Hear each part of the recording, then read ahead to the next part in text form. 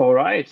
Good morning, good evening, good afternoon, and welcome to this Neo4j Live. Today we have an interesting topic, a topic I enjoy pretty much all the time, every time, whenever, is graph visualization. So stunning graph visualizations with NVL is the topic of today, and my guest today is Clemens Anzmann. Hi, Clemens. How are you doing? Hi, very good, thanks. How are you? Good, thank you. So this is a unusual slot, I would say. Usually we do these streams a little bit more later in the day, at least for me based in Europe and for you around the world. But Clemens, you are based in Australia, so that's why we do this in the morning in my morning, in your afternoon. So yeah, it's great to have you. Great to be at this live at this this time. So I think it's interesting. Hopefully everybody, if you're joining now for maybe a first time, or if you are usually not a live attendee, but you watch these on demand, and you know the drill. If you have questions, if you have comments, please let us know in chat. Everybody's welcome. It's great to have you all here today and to talk about graph visualizations. Before we dive in, maybe usually I ask these questions. I had Eric on Tuesday talking about Cypher Workbench, and I asked the same question as well. Usually I ask why graph and how graph and how Neo4j. And in your case, as you are also a Neo4j employee, maybe you can share your story a little bit, how your road to graphs and how your journey to Neo4j came to be. Oh, my journey. I mean, my journey to Neo4j came, or the first I heard about it was when I worked back in London in a startup. That was already now 10 years ago. It was like a different data startup, a part of data processing, and Neo4j came up a lot back then already. But at that point, I only heard of the company, and I thought, well, they're pretty amazing. And then years later, after spending about 6-7 years in London, there was actually a position coming up for data visualization, which is a topic very dear to me. And I applied for it, and I've been with Neo4j since, so it's been great. Cool.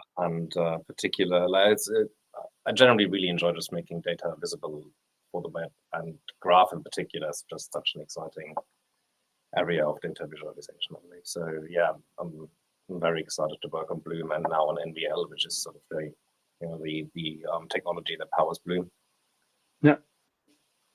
I think it's data visualization is always interesting. You get such an interesting viewpoint on your data, which you oftentimes, outside of the world of graph, it is often a very almost feels like to me locked away in a table-like structure, which is very difficult to make any sense out of. And then you visualize it, and then you all of a sudden you get some charts or diagrams and stuff like that, and helps you to make a little bit more get a little bit better understanding of what the data is and what is actually in there. And then you move over to graph, and this whole I would say, obviously, coming from Neo4j, this whole new approach opens up to you, and you make out of the go. If you can see patterns, you see clusters, you see communities, you can see all of these things. How are things related to each other? Where is an interesting node that is kind of like the central point of contact for people, for example, or things like that. And it's amazing how much insight you gain from lots of data, but also, and I think you will probably talk about this, also small data model already helps. If you think about it, when you start data modeling and you start on a whiteboard and you draw a couple of nodes and a couple of relationships, and it doesn't have to be huge, it's just a couple of things, and you say, okay, this is connected to this, and this is related to this, and this is why, and this is important, and all of a sudden things make sense, and it's really nice. Exactly, yeah, and it can be applied in so many areas as well. One area I'm really a fan of is when it's used in journalism, like in articles. Quite often these days, you've got little interactive pieces inside a news article, and I find that always really exciting to see. Not just for dashboards, but also just for other everyday applications. Yeah. Very cool. All right, so I see a couple of people. Good morning, Marcos from Brazil, 6 a.m. in the morning. So that is dedication. Thank you for joining. Kartik from India, Ravi from India as well. On from Australia, so one of your locals here joining as well. So thank you all for joining. And as I said before, if you have questions, comments, let us know. and we will find some time to look at those during the session today. But yeah, I think we are ready to dive in, Clemens. Do you want to start with a couple of slides, or how do you want to start today? Yeah, right. I'll just start by sharing my whole screen. I'm just gonna dive right in here if that's okay. Yeah. And yeah, I've got a few slides, but the very first thing I was gonna do, if everyone can see my screen here, is to just quickly create an Aura instance, because we will use some data later. So we don't have to wait for that to spin up. I'm just gonna start a free Aura DB here. And while that's starting, let's have a look at the slides. Cool. There we go. Yeah, so this is a similar slide deck that I showed in a notes presentation a few months back. Should also be available on YouTube. It's about how to get started with creating some visualizations on NVL. Yeah, just quickly about me. I work for the Bloom team. I'm just quickly going to go through what NVL is, and then I think we just keep on writing code until we run out of time, or until everyone's bored. Yeah, so NVL, it stands for Neo4j Visualization Library, and it is the underlying technology that powers Bloom, and now also certain other products in Neo4j. But it started all as part of Bloom. It is the engine for the visualization in Bloom particularly. It's GPU accelerated for the layout and for the rendering. Yeah, that's a very old screenshot of Bloom back in 2019. And it's been a part of Neo4j for a long time, but there's a lot of other products in Neo4j that also use graph visualization aspects. And a few years back, we decided that we should all use the same technology for visualizing graph to have sort of common graph experience across all the apps. And so that's when we decided to break that part of Bloom out into its own library called NVL, and use that across all the other products within the company, but also make it publicly available as well, so customers can use it as well, or anyone can use it. Because quite often Bloom or our other products, if it's something a bit more custom that people want to build for their own applications, then they can use that. So here, for example, you can see now NVL is being used in Bloom or Explore. Within UPX, also Data Importer. Another tool in UPX uses NVL. We've got it in Query too, and also some other tools here in the Graph LLM builder. There's a little widget there. So it's starting to become used in various places in Neo4j, which is lovely to see. Like it was That's great. Really great to see that there was, yeah, everyone was on board with it. Yeah, the structure of it, it took us a long time to come up with how we wanted to build this library, because there was this whole balance between, we don't want it to become this giant configurable monolith that can do everything. Like we wanted it to be really flexible. There's so many different use cases, even internally, but also then externally. People could use it for all kinds of things. So we wanted it to be very open-ended, not to be too opinionated. But at the same time, we wanted it to be easy to use. So with a quick entry point that you get something really fast out of it, without having to write, loads amount of code. And there's sort of a bit of a conflict there.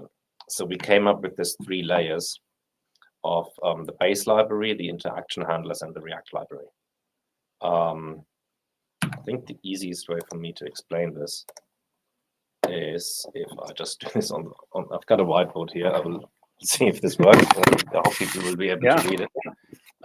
But so let's see if there we go.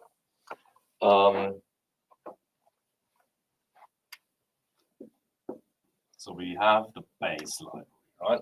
That's our core library. It's not related to any framework. It's just pure JavaScript.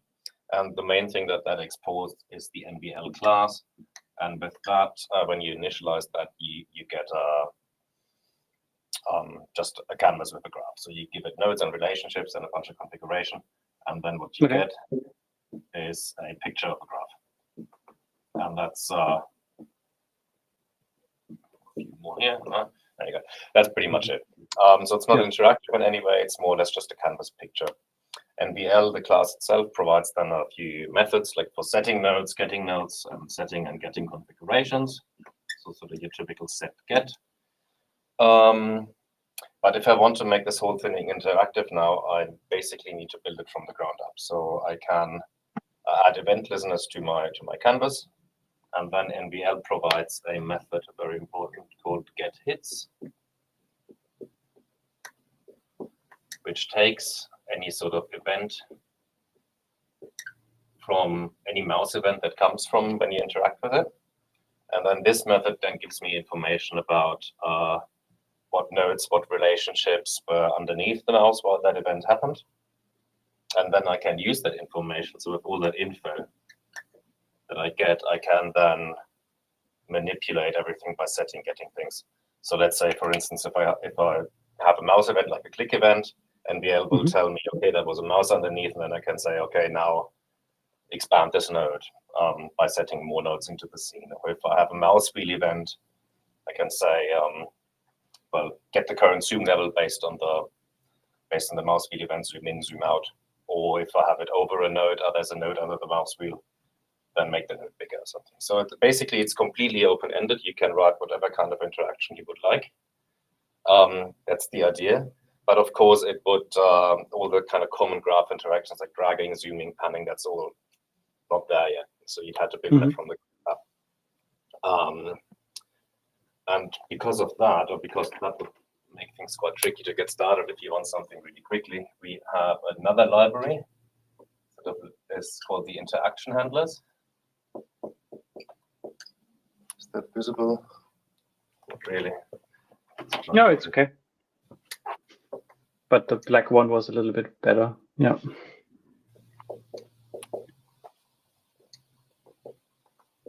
Handlers, and they are basically a bunch of classes. They already provide zooming, panning, drag, a whole lot of other interactions, etc.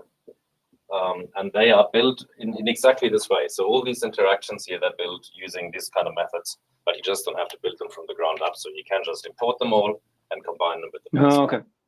So they're not a separate library entirely, like they have to be used together.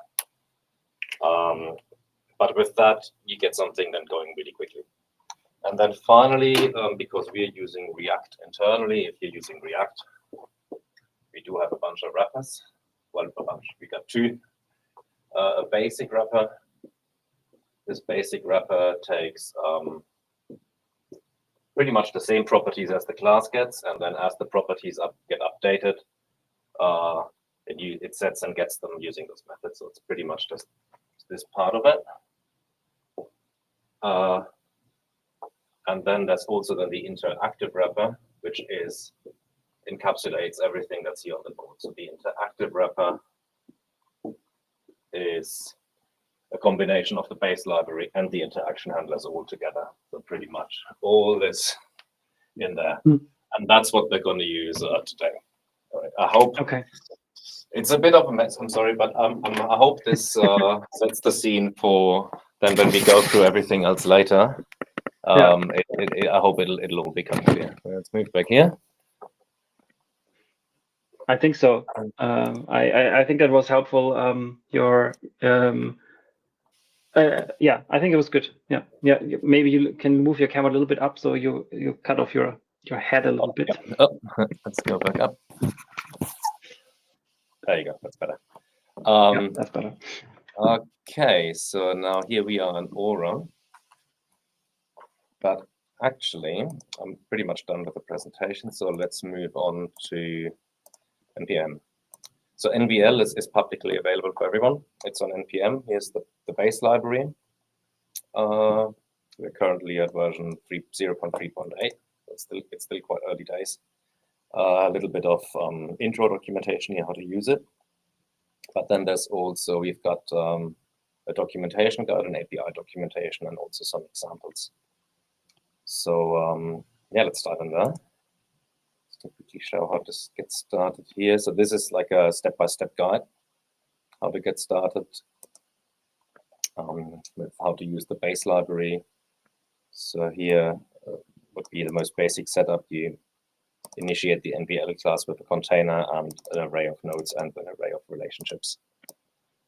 I'll show some more visual examples in a bit.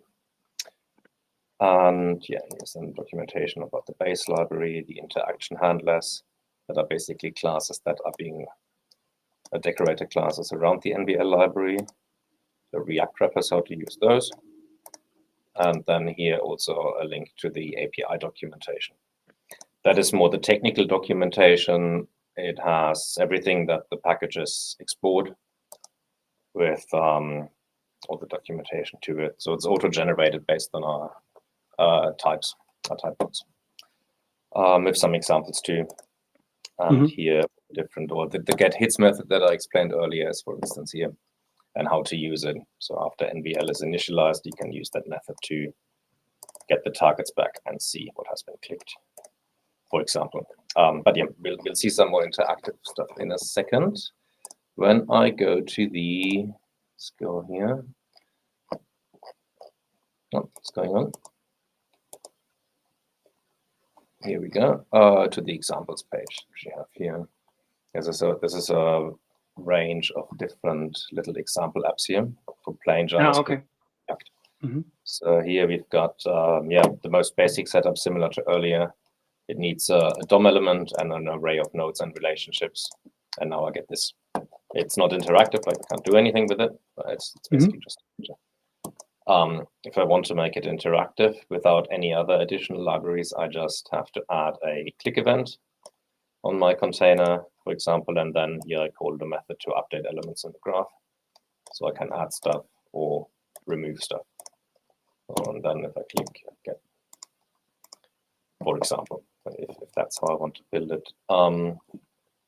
Similarly, here's that get hits method that I was talking about. That gets the mouse event and then returns me the mouse event with also what targets have been clicked. And that's like a variety of information in there about which nodes and relationships were under the mouse at the time of the event, how fast the mouse from the center, the vector from the center to the mouse. So it's a whole bunch of calculations. So anything you might need, to build kind of hover things or drag or draw interactions.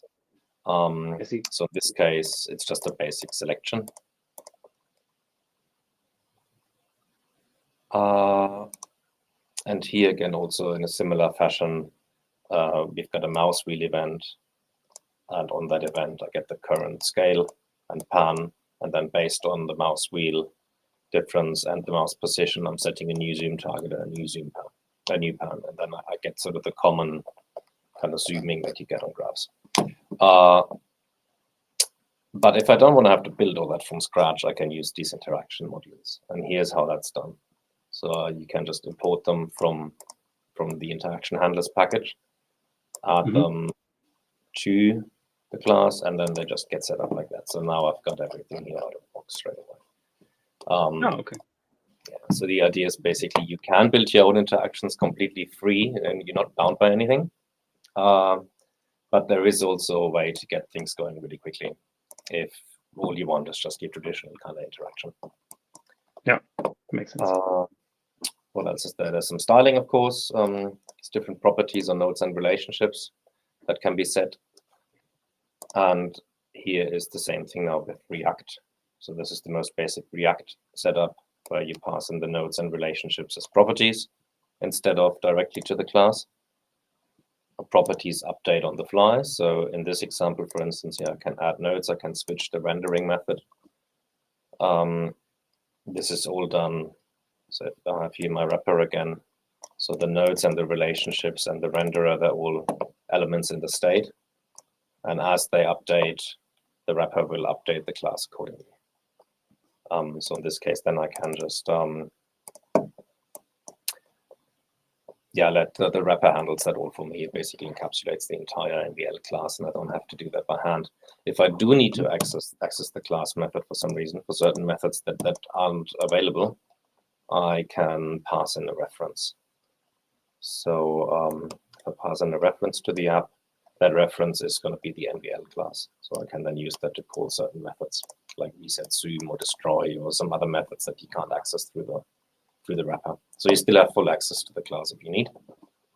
And then finally, we've got the interactive wrapper here. This is what that looks like. There's then a whole range of different mouse callbacks that are all created through these interaction handlers, and you can just toggle them here by adding callbacks to them. So by just setting that up, you can just simply, you get sort of your standard graph experience again. And that's the one I was going to use today when we're building an app. Let me go through my list. So yeah, the next. Then you have full, capability of stylizing, like you showed before, probably also the thickness of the lines between the relationships. Maybe this, can you also, I don't know, stylize the relationship form, or is it focusing mainly on the node size and color? So the main things are, let's go to the API docs. Should be able to see it all here. So for nodes, we have the main things that are customizable. There's a lot of customization around the captions where they are. Mm-hmm. It's a whole array. You can set different styles in different parts of the captions. Your color and size, of course. And then there's a few different states, such as selected, activated. Activated is sort of a bit of a flashing state. Selected is like has a ring around it. So there is a limit to how customizable they are. It's sort of more like the basic stuff. Mm-hmm. But there is also the possibility to add icons or even an entire HTML element on top. Oh, okay. So if you want something completely custom, you can just add HTML on top and display pretty much anything. Like, it can be any kind of component. Okay, cool. Of course, if you start adding really complex components on every node, and you get like a graph of 10,000 nodes, and then performance-wise, it would probably be quite tricky. Yeah, of course. But yeah, you can basically add anything on top that you like. The data importer, I think, has a really nice use case for that. That's something I wanted to show now. So we've got, before I start building the app, I just quickly want to load some data in my Aura instance here that we're going to use. So yeah, just set that up. That's just your standard Aura free instance. And I was just going to use a sample data set here. There's a nice, I like the crime investigation one. So let's just connect here. I think I should have my password still. Looks about right. Oh.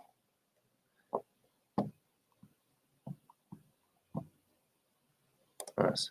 It's all a bit big because I increased my font size just for this live stream, so things are a bit easier to read. So that's why that might. No, that's good. That's good. Great to read. Yes. So we've got here now. If we import the crime investigation data. And here we are. So this is also built with NVL. You can see there's little icons, for example. They're part of the overlay. Yeah, everything is in dark colors. You've got this white little border that's all customizable. And one thing that the data importer team built that I really like is they built a specific interaction for drawing new nodes. So what you can see here, this is all built with, from the ground up with these custom interactions. So these are basically things, even the snappiness and everything, things you can build with NVL basically if you want to. Mm-hmm. Which I thought was really cool to see that kind of it's so flexible enough to build all kinds of different things. Box selection also is available. Let's remove all this. And yeah, if we now have a look at the preview of this data set,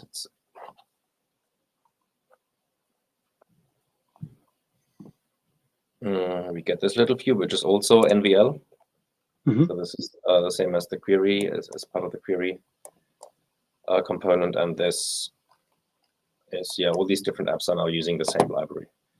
So yeah, let's run the import.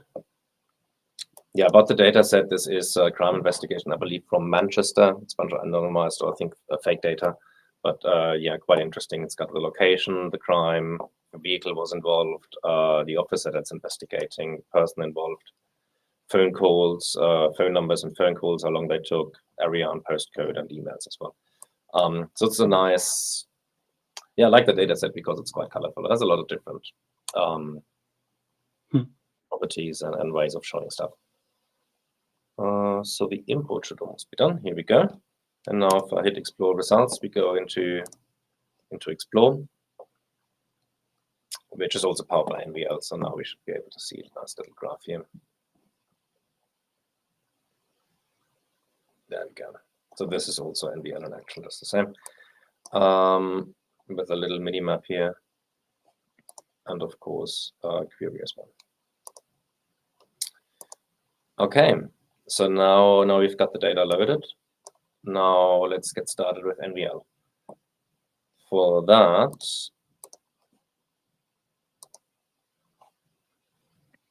let's go back quickly to the official docs, because there is a link. I don't think it's here. If you go here, there are boilerplates that you can use to get started. They're public on GitHub, and we've got some for plain, some for React, TypeScript, and plain JavaScript. I was going to use the TypeScript backup one, and it's just a little project that has NVL and everything already set up. So it's very quick to get started here.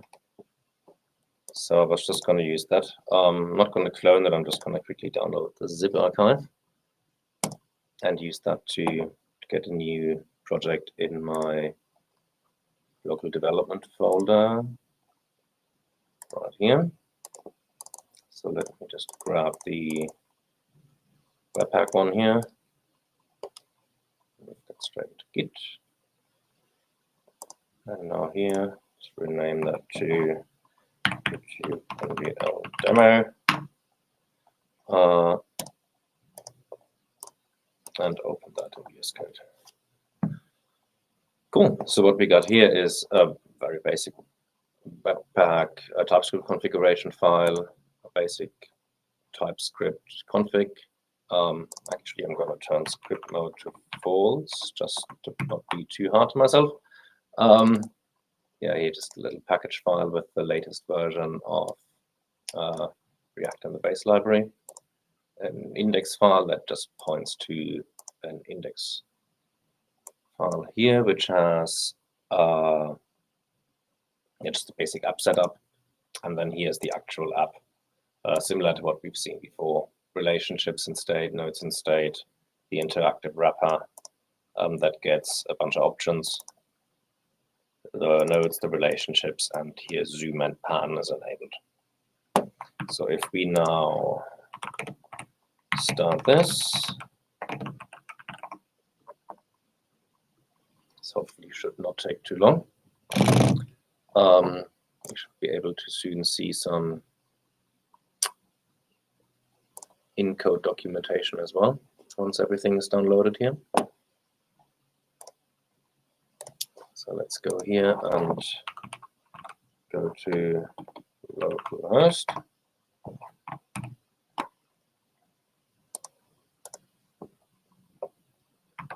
And this should pretty much appear any minute now. Here we go. Yeah. So now I've got my app going. So getting started is pretty quick. Now I just need to connect it to my beautiful new graph. Yeah, the app is ready to be used. I can now start customizing and building and whatnot. I've got GitHub Copilot enabled in my project, but I wasn't gonna vibe code or anything like that. So yeah, just still gonna write it myself.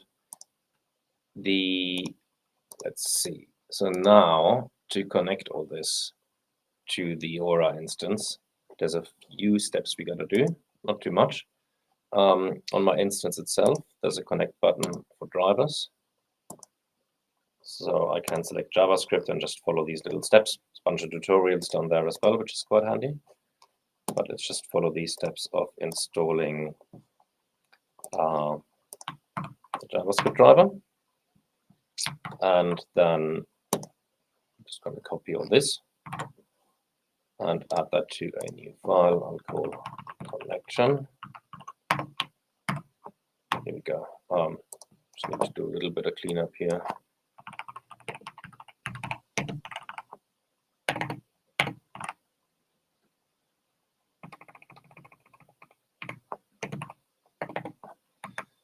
And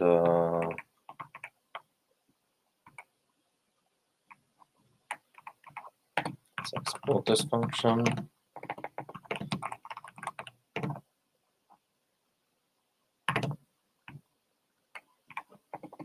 so we can use it externally.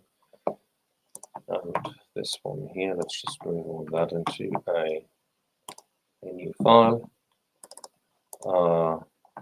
The username is the same as the instance ID for the free instance in this case, and my password I should still have somewhere here.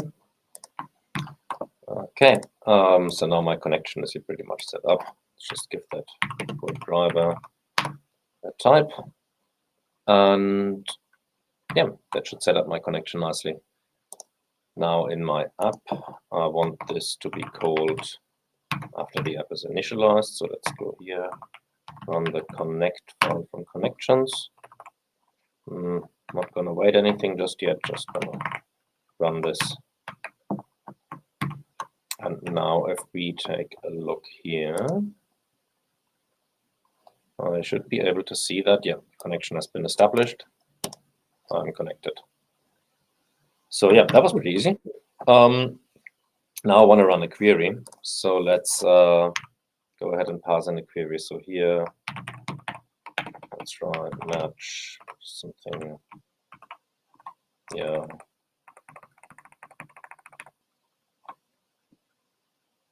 Yep, that looks pretty good. Then result. I can't see anything. What's going on? Let's just log the result here.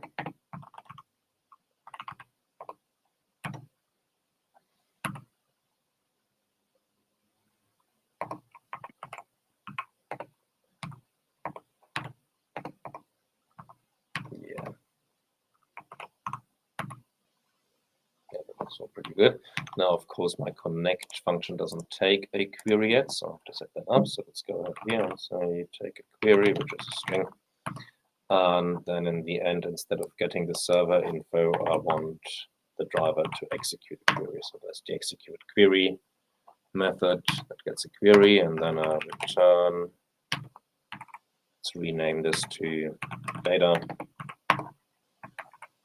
And this is gone. Okay, so now I should be getting some data back. That query that I ran, there it is. There's the result, records A, R, B, which should match my little cipher here. And my records are the real data, I should hope. So officer, crime, yeah, that looks about right. Now these records are in a different format than the format that NVL expects. So we would have to transform them first. So this whole result NVL can't just ingest like that. Oh, okay. And to do that, there are data transformers. So the execute query method takes 3 arguments. The first one being the query, the second one the parameters, and then the third one the config. And as part of that config, people can provide what's called a result transformer, which is a function that maps over the results and manipulates them. And with that, you can go ahead and turn your result into whichever shape you want. And NVL already provides a result transformer specifically for that. So if as the second argument we say power, and here as the result transformer, I use the NVL result that's already being suggested. Here with some documentation as well. So this is the result transformer with some guidance on how to use it. So if I use this and parameter in this case, let's add that as a second optional argument. Now the result that comes back should look very different. Here we go. So I've got nodes and relationships, both in arrays with ID base. This is exactly how NVL expects it. And there's also a map where with the original ID I can get the original record back to. So I can always look at cool. the actual record.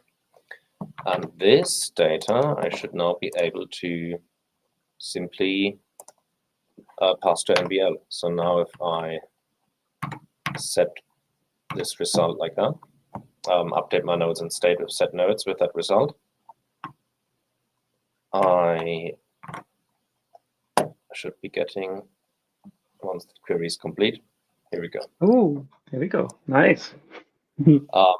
So it's relatively quick to get data out. Now, the last thing we got to do is style those nodes. That's not done automatically, just because we don't, we don't know how the application wants to style the nodes. There's so many different ways of doing it, color by property types, color by label, what kind of captions to use.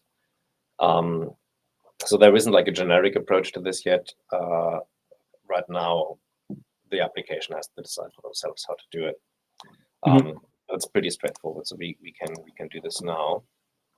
Basically, first thing we need is some text. So let's create some styled nodes, I call them. And that would be, Copilot knows what I want to do. Now I want to get my original node. So my OG node is from the result, the record object map is a map. So I run get node ID. And now I can build my new style node based on that. So I get the node as it is, and then, that's pretty close. So my captions is an array. So in this case, I can, I add an array of all different kinds of properties, and I can style each value of that array differently if I want to. In our case, I'll keep it simple, and I'll just use the label. I'm pretty sure all the nodes here have only one label, so I can just do this.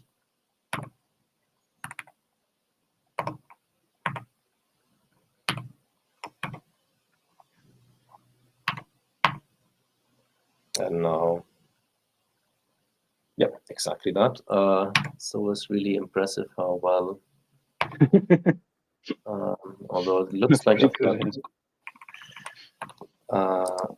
something somewhere. That doesn't look right.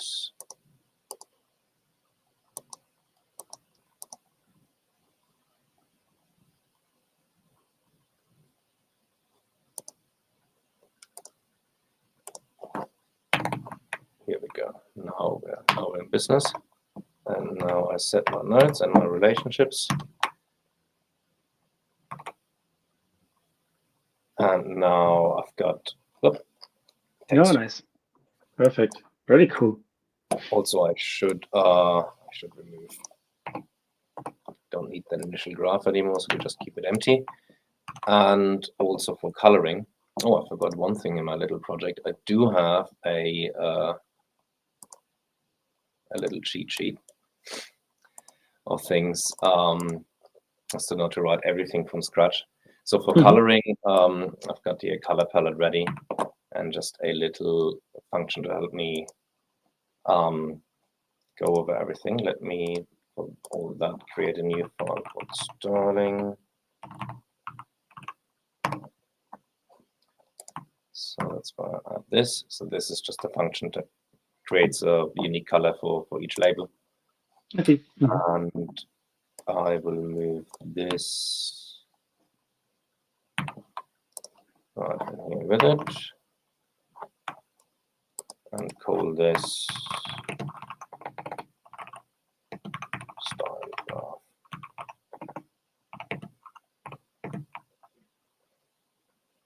Let's say result. Let's just go with any for now. And in the end, return. Now you can style. Style lines. It's good.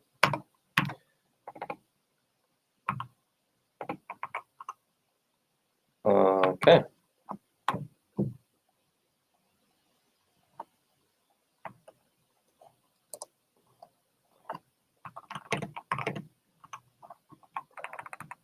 Exactly right. And now I use style graph from styling with the result. And now I should also get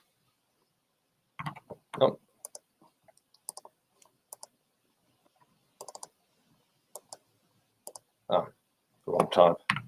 I need the node type from the NVL driver. And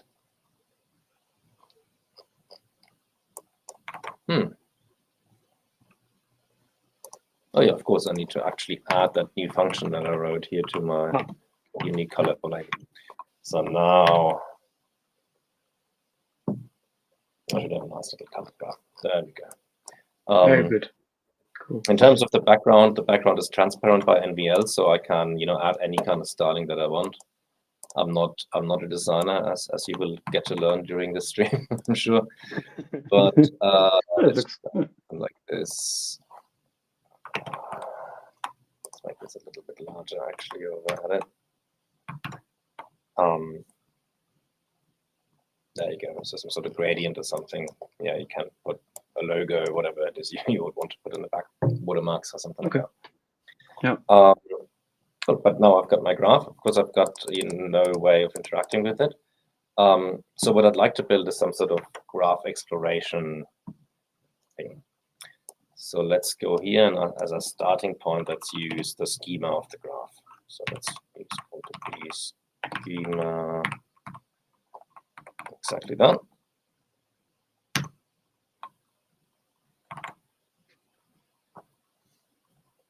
So now I've got the schema of the graph. And now let's add some interactivity to the node. So the idea is if you click a node, you can drill down a little bit into what's there. So to do that, we have to add another mouse event. So the interactive NVL wrapper gives me basically all the different events that are possible out of the box. So in this case, on node click, I can say the node that has been clicked comes back and the callback. Yeah, why not? And next, I would like to build a query based on that node. So let's go ahead and say, well, first let's get the label of the node. The label is, it's basically stored in the captions, that's right, so we can just use it now. Now I want to write a query, and that query is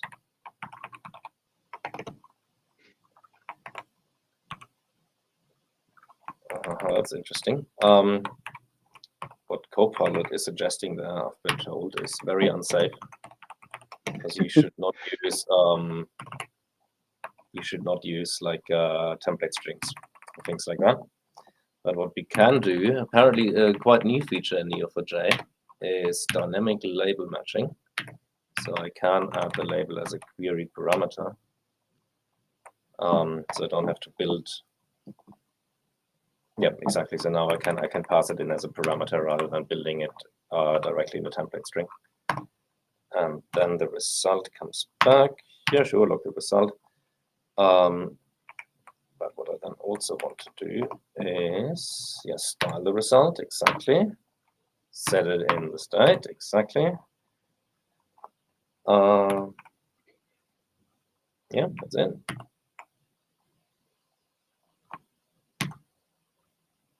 So let's see if that works. So now when I click this node, my graph should change to, yeah, whatever's underneath. So let's click run. You see there's a query running, and here we go. Here comes the data back. I have no way of going back, so I have to refresh. But yeah, this is a way now I can actually interact a little bit with it. Yeah, but of course it's still not quite useful. So my next idea would be to actually have a separate NVL instance for the drill down. So you can have as many NVL instances if you like running simultaneously. There is a bit of a limit from the browser because it uses WebGL, and you can only have, I think, up to 8 WebGL instances usually running in parallel on a browser. Eventually the browser will say no, but NVL can still work. It will just turn off WebGL support for the instances where WebGL might not be available anymore. But in our case, we just use 2, I would say. So what I am going to do is just copy paste this entire thing, create a new one called modal, just slightly manipulate that into a slightly different one. So in this case, this one gets a new React component that gets a label as a prop. And then instead of running this query at the beginning, I'm simply running that. I really just did this query at the beginning. So after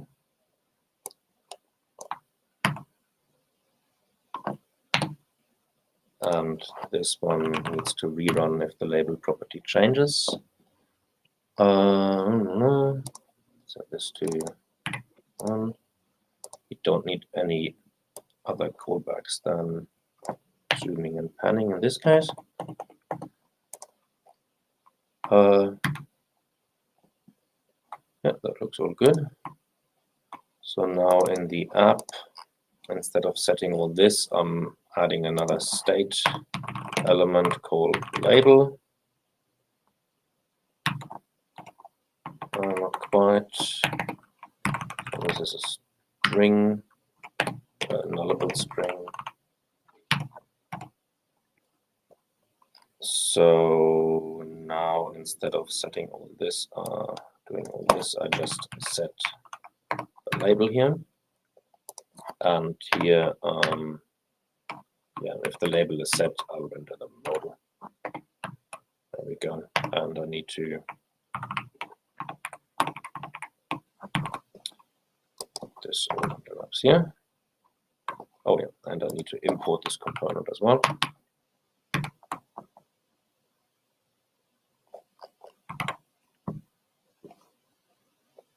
Okay, so now if I click something, yeah, it just rendered right below it, but here it is. Yeah, okay. It's, not super useful yet, but yeah, and when I click another one, should be more coming.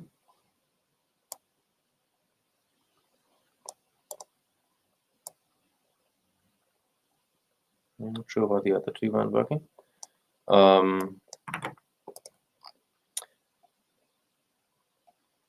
Yeah, to make this all look a little bit nicer, I have some styling in my cheat sheet that I'm just going to grab. Again, you will notice I am not a designer, but if I just replace the MMM model list with that, it will position it right on top of the graph rather than underneath a bunch of other styles. And before I do that, I also would like, when you click the node, for the node to be focused first. To do that, there is a fit method by NVL, but it's not exposed in the React wrapper, so I need to access now the NVL instance directly. That's something I mentioned earlier. So to do that, I need a reference. So for NVL ref, get use ref, and it is NVL. There we go. And now I can just pass that in here. And now I've got a reference to NVL at all times. So that means I can now, when a node is clicked, for example, let's do that as the first thing, actually, access my NVL instance here and say, well, that's not a real method, fit. And it's an array of node IDs. In this case, I just want to fit one. You can fit as many as you like, and it just fits a fit to the screen. So with that as well, now when I click a node such as this one, it should get fitted, and I've got this fancy new style here. Okay, that's cool. Yeah. There you go. So now I'm, yeah, that's of course still not quite so useful, but let's just quickly add something here. So on pan, on zoom, if I do anything outside like that, I want the modal to disappear. So I'll just say set label to null. Same here. That's it. Also, there's another function on canvas click. Basically, if I click in any way or interact in any way outside of that modal, I want it to disappear.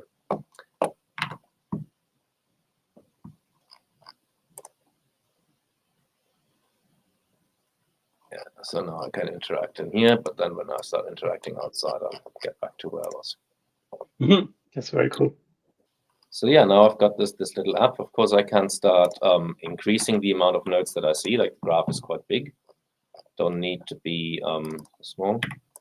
Can also So yeah, if we go to the model here, let's say, okay, let's increase that, let's be brave and do 25,000 nodes. And yeah, then we will quickly see now that with that amount of nodes, actually, let's not be that brave. Let's start with 5,000. Just because I don't want to have to read. I don't want to have to wait for the result, and then we look at a screen over in a couple of seconds. So now 5,000 should be coming very quickly. Here we go. But as you can see now, performance isn't great anymore. Yeah.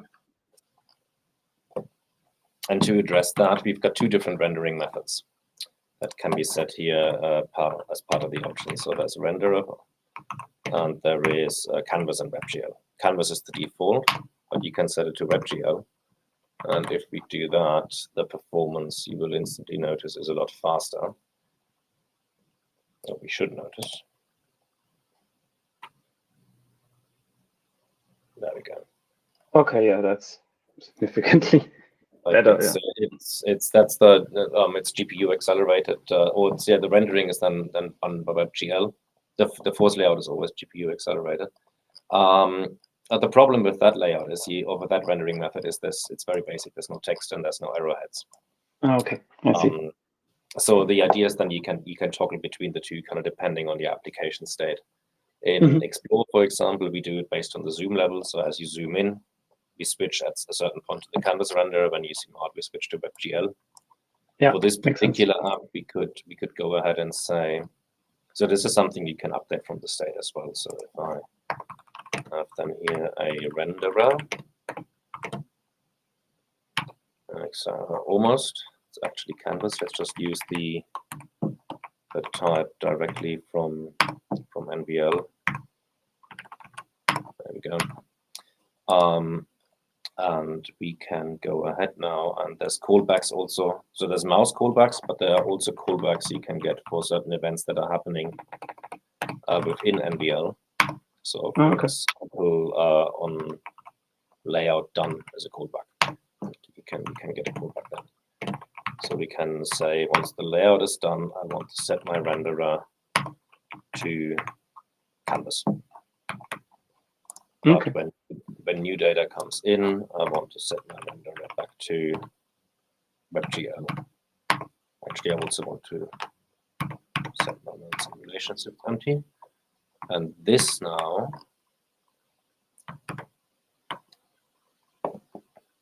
should allow us to get the benefits of WebGL while the layout stabilizes. And once it has,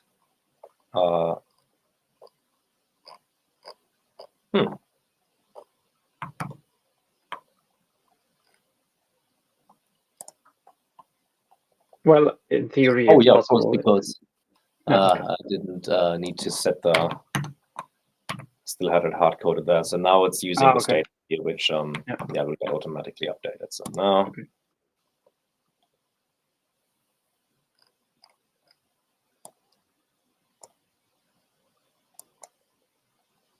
Here we go. So now as the layout stabilizes, we can see everything. Oh, nice. Text. Okay, very cool. So Clemens, we have a bunch of questions. I don't know sure. if you, should we try to cover a couple while we're still in time, or do you have anything else you wanted to show? There's one last thing I wanted to show, but I'm also happy to jump into questions in the meantime before. Okay, we can do a couple of questions maybe quickly. One that came up a couple of times was, is WebGPU going to be supported at some point? I would love for that to happen. It's been definitely on our list to leverage that.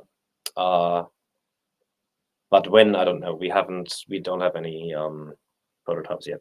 But yeah, I think that's going to be the next step. Like I'm very excited for WebGPU and what we can do with that. Cool. Another question that came up a couple of times was about 3D visualizations. I guess that probably might be related to WebGPU, I guess. I don't know. Is that something you even plan? Not planned. It's been talked about a couple of times. but right now, NVL as it stands, it would be quite the update because everything is in the 2D space. But yeah, 3D layouts has been talked about as well. It would be very exciting. I'm a big fan of 3D layouts, but it's currently not supported. There's no plans for it, immediate plans. Okay, super. Then we have a question from David.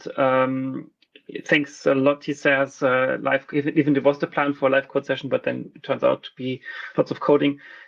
Will it be possible for you to share the code you've developed into a GitHub repo and share it in the recording link afterwards?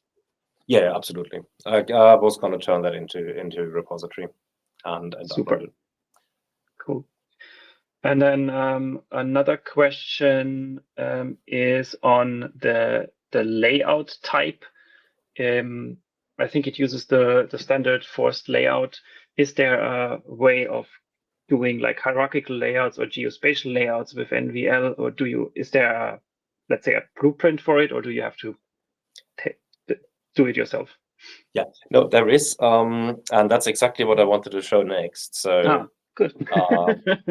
But we've got a few more minutes, so hopefully I will be able to quickly show. There's two layouts basically that NVL mainly supports. There's the force directed layout, which is our own implementation. It's the GPU accelerated. And we also have a hierarchical layout. Those are the two main ones. So if I go, for example, for the schema, it might be a good idea to use a hierarchical layout. So in that case, I can go out. There's a bunch of other ones, but they're mainly for testing. Hierarchical and force directed are the two ones that are mostly used. We do want to extend that at some point, but we don't want to make it like this super extensive library of layouts. We do want to keep it to the main useful one. So here we've got a hierarchical one. You can also write your own by using the set position method. So in this case, I should have something in my cheat sheet actually. Let me have a quick look here. There it is.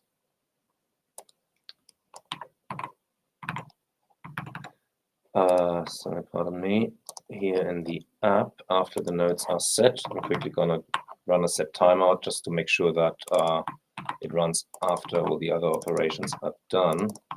And all I'm doing here is I'm getting I'm building an array of positions in a circle. And then using the set nodes position method to set positions. And this should hopefully now just arrange them in a circle. There you go. A pretty small one. We could probably make that a bit bigger. Yeah, I guess it doesn't have to be symmetrical either. Yeah, there you go. Okay. So you can set them where you want, and you can even afterwards re-engage the layout. So the set node positions method gets a second parameter whether or not to update the layout afterwards.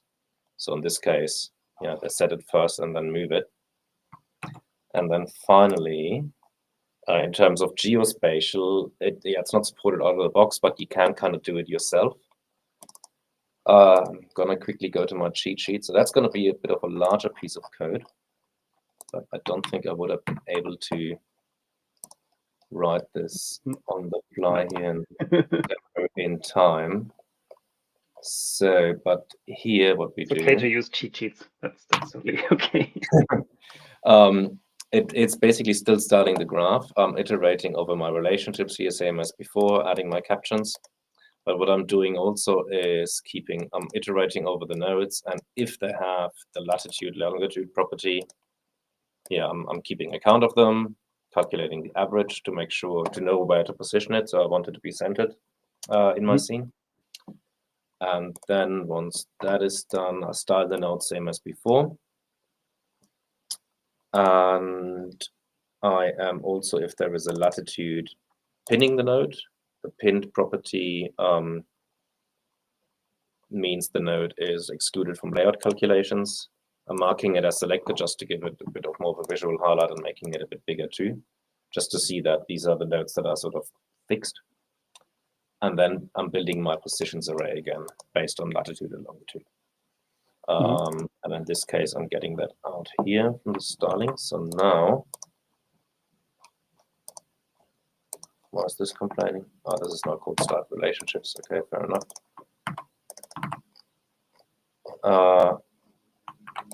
Same here, I reckon. And now in my model, I am also, so similar to this one, once this whole calculation is done, I'll set my node positions to the positions that are coming back from the start graph.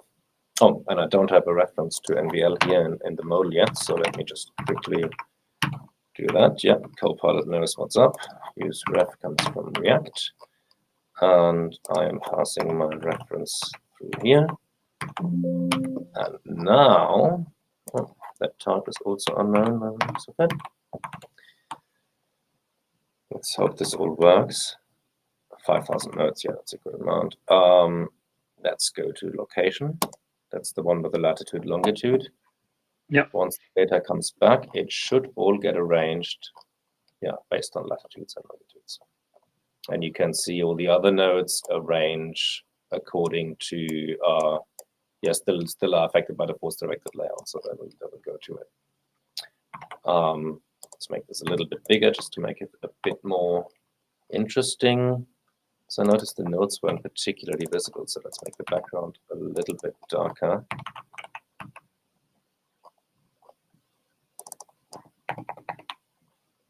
And let's not set this to true for now.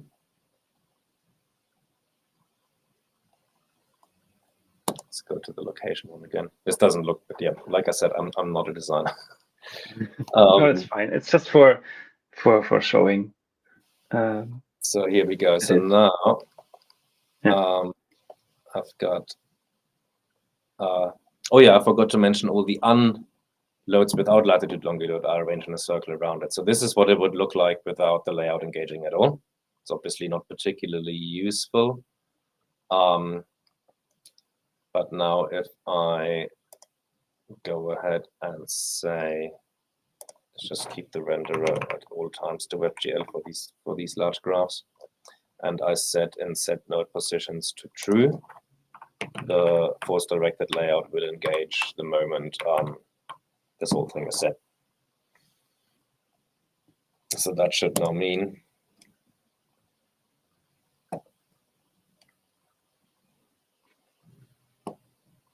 here, come on. It's going pretty fast. Like this is all just an Aura free instance.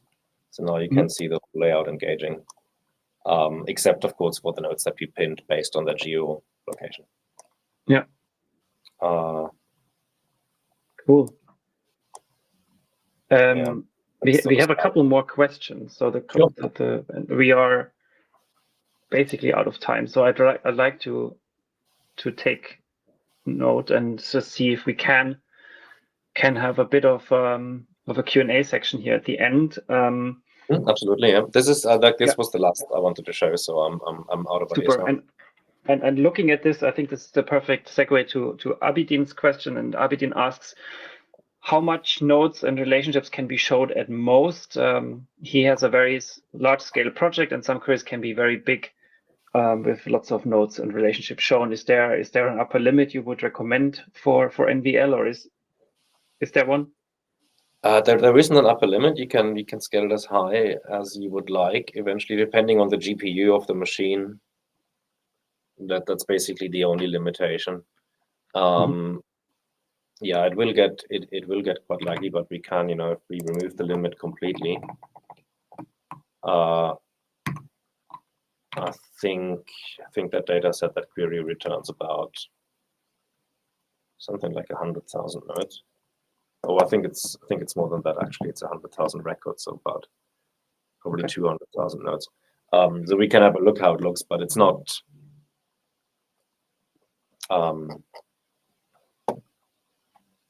Yeah, it works, but with some of these very large ones, you look like for a minute at your screen waiting for it to stabilize. Yeah. But it works absolutely. The main problem is really the layout stabilization. The WebGL renderer, like if the parent application was to set the nodes directly, then it actually works really fine. The main problem is the force-directed layout waiting for this whole thing to calm down. When you have Yeah. 100,000, 200,000 nodes, it can sometimes take a while. But in this case, Okay. it actually seems to work quite well. Actually, it didn't take so long. Yeah. No, not at all. Cool.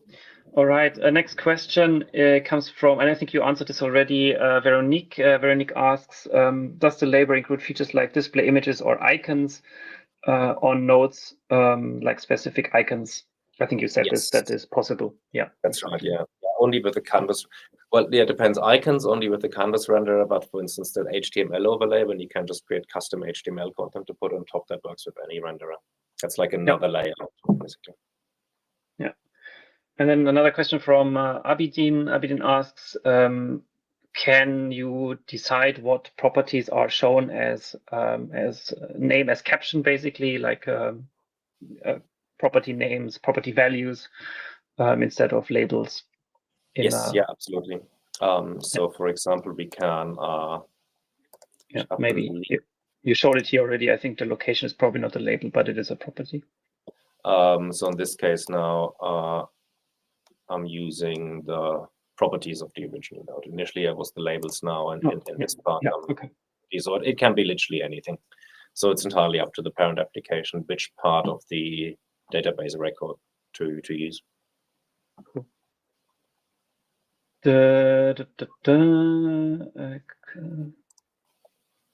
And then one other question from Esalier. They ask, can NVL be used in a Svelte framework rather than React? Event handling ? It should basically work in any framework, but in that case, of course, we can't use the React wrappers. We'd have to use the base library. There's a lot of people using NVL outside of Neo4j. Like internally, we use it with React mostly, but I believe it's been used in other frameworks as well. You just have to build your own wrapper around it. But with Angular or any other kind of framework, it should absolutely work. Like the base library is just vanilla JavaScript. Okay. And then one question is on the license. How do you use it for your own applications? What is needed to be using NVL for if you build your own graph visualization applications? Yeah. That is a good question. It is not an open source license, so like the code is not publicly available, but the packages you can easily download from NPM. In terms of usage, you don't need a Neo4j license or anything. I believe the only restriction is that it has to be used in conjunction with with Neo4j. So as long as you use it with a Neo4j database, I think that's kind of the only license requirement. Cool. That is my understanding, particularly for commercial products. Of course, when you try out NVL, you can use it. You can just use it. Yeah, okay. Exactly. Perfect. Super. I think that were all the questions that we had. Sorry for everybody for running over a little bit, but I think these were good questions. Good to see. Thank you for your time, Clemens, for presenting today and for daring live coding as well as live whiteboarding. I think that was cool to see, and that makes sense for the topic, especially for visualization topic. I think it's good to see some visualization. So very cool. Thank you very much again, Clemens. Before I let you all go, I would like to say that our next stream is happening on the 3rd of April. So basically in 2 weeks' time, not on a Tuesday, but on a Thursday, for conference and other events overlap. So we couldn't do it on Tuesday, but we go back to semantics, knowledge graphs, and everything else on AI, GraphRec, and the like, with Jesus and myself on going meta on the 3rd of April. And if you're interested in knowing more, if you are interested to going deep, here are the links as well for Neo4j Aura free that Clemens showed or used for the visualization today. Graph Academy for learning all kinds of things on graph data modeling and other application development courses, as well as the Neo4j developer pages for everything on our for our community forum, community Discord server, to documentations and everything else that's happening around Neo4j.